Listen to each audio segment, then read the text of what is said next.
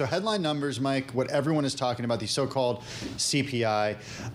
Does it rule out 50 basis points come next week?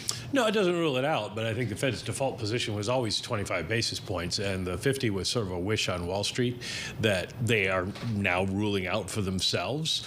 If you look at the overall numbers, we saw the headline CPI come down to 2.5%, and we saw the core at 3.2%. But those include 12 months ago.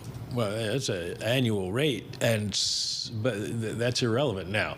If you look at it on a 6-month basis, the headline is at 1.9%, and the core is at 1.8%. If you look at it at a 3-month basis, the 3 most recent months, you're at 1.15% for the headline and 2.4% for the core. So you'd be, especially on the headline, thinking, well, maybe we're too low.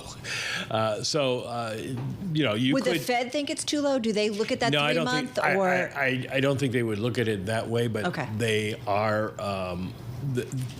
If they wanted to do 50, there would be an excuse in that. They could say that the economy may be slowing too fast. Do they need to do 50, Mike, in your view, when you look at the rest of the statistics? And I think that's why the consensus has emerged around the idea of 25, is because the economy is not falling apart. We're still seeing strong consumer spending, and we're seeing jobs reasonable. We didn't get quite as many last week, but we saw the unemployment rate fall. Mm-hmm. So there's not a flashing red light out there that says we got to move quickly. There is a flashing red headline that I do want to bring to your attention. It's kind of perfect that we have you in here. The Fed's Inspector General releases a report on Bostic's investments. The Fed Inspector General didn't find evidence that Bostic traded on confidential information, Mike. Remind everyone what was going on here.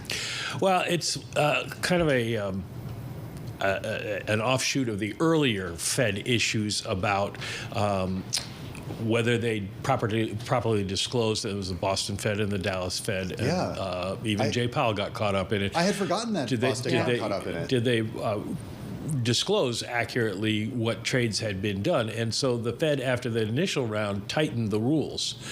And the way the story went, there was Bostic had to refile his financial forms because it turned out that he had that there had been trades made during a time period when there shouldn't have been trades made, which brought up the question of whether there was a confidential conflict of interest. And what Bostic said at the time was that this was a mistake by his trustee who's keeping track of his money, because they didn't realize that the rules had changed.